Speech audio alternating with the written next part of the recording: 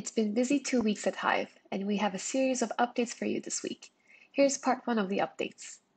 You will now be seeing the project name and action card name on email notifications. You now have the ability to create teams for external users. When you want to create a meeting, you can now drag an action to My Day tab. When resources enter time off that affects tasks assigned to them, project owners will now be alerted. And lastly, you will now have the ability to set browser as a default option when opening Hive links. Let's start with the first update. Moving forward, when you get an email notification from Hive, it will indicate the project name and action card name on the email, which will make it easier for you to know which project that task belongs to. You can now create teams for external users, which will make it easier for you to add them to your projects or assign them to action cards.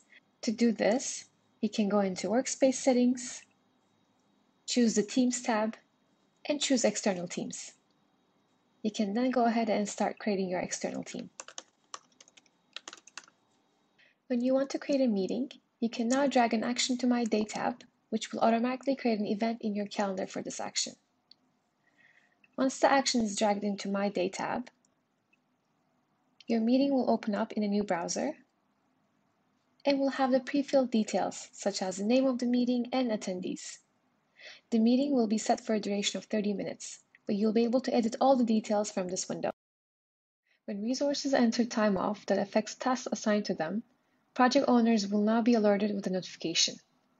If someone adds time off that overlaps with an existing resource assignment or action card assignment, the project owner will now get a notification so they can be aware of the impact.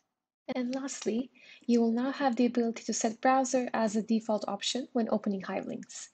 Previously, when you wanted to go into Hive from an email notification, it would require additional clicks if you're primarily a browser user, and email links would take you to the app.